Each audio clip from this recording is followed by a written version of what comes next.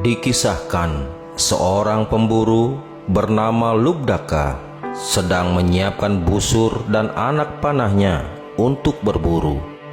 Lubdaka berjalan memasuki hutan mencari hewan buruan atau yang disebut satwa. Namun sayang, pada hari ini tidak seekor binatang pun yang muncul.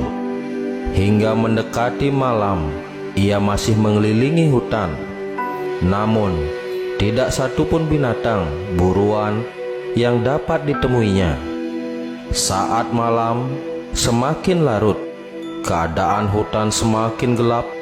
Lubdaka mulai merasa takut berjalan di tengah kegelapan. Akhirnya ia memutuskan naik di atas pohon.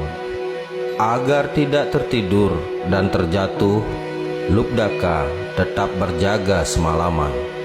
Kemudian memetik daun pohon maja atau bila dan menjatuhkannya tepat di atas sebuah lingga Siwa Nore Ginawe.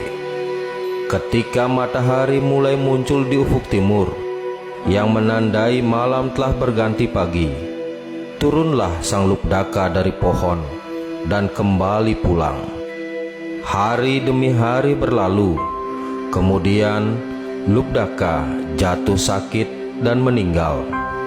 Roh sang Lubdaka melayang-layang di angkasa. Batara Yama memerintahkan abdinya agar membawa roh Lubdaka ke hadapannya. Di lain pihak, Sang Hyang Siwa juga memerintahkan abdinya, Sang Gana, untuk menghadapkan jiwa Lubdaka kepadanya. Siwa selanjutnya menjelaskan kepada Yama bahwa malam Siwaratri harus dihormati. Tapa brata yang sudah dilakukan oleh sang Lubdaka itu dilaksanakan pada hari yang suci, yaitu malam Siwaratri. Dalam Siwaratri Kalpa menyebutkan, sapapa nike sirne deni palening brata, leburlah kepapaan karena pelaksanaan brata Siwaratri.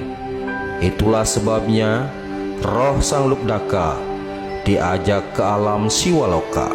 Om Swastiastu, umat sedharma yang berbahagia. Jadi kisah tadi itu diangkat dari kisah Siwaratri Kalpa karya Empu Tanakung, yang sesungguhnya juga mengalir dari tradisi Weda, yaitu dari kitab-kitab Siwa Purana dan lainnya. Jadi kisah tentang Lubdaka sebagai seorang pemburu itu sesungguhnya memiliki makna simbolik dalam konteks teksnya. Pertama, bahwa sang Lubdaka itu sesungguhnya adalah seorang pemburu yang disebut dengan satwa.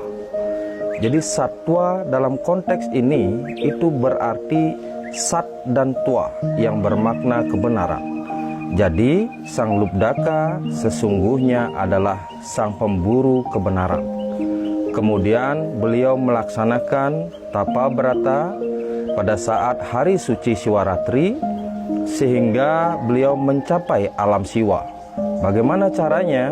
Yaitu dengan salah satunya melakukan jagra pada saat malam Siwaratri. Kemudian secara prinsip sesungguhnya malam Siwaratri itu adalah malam peleburan kepapaan. Yaitu di dalam teks disebutkan bahwa Siwaratri Wijenea Sarwa Papa Harini, bahwa yang dilebur pada saat malam Siwaratri itu sesungguhnya adalah kepapaan. Kepapaan adalah penderitaan karena ketidaktahuan atau ketidaksadaran diri kita terhadap esensi di dalam diri kita, yaitu tentang Sang Atman itu sendiri. Sehingga Siwaratri sesungguhnya mengajarkan kita untuk mulai sadar bahwa yang menjadi esensi, kenyataan, kebenaran di dalam diri kita itu sesungguhnya adalah Sang Atma, yang tiada lain adalah percikan suci dari Brahman atau Tuhan itu sendiri. Di dalam perayaan Siwaratri, maka di sana diajarkan kepada kita untuk melakukan 3 brata dalam perayaan Siwaratri. Yang pertama adalah Jagra, yang kedua adalah Upawasa, dan yang ketiga adalah Mona.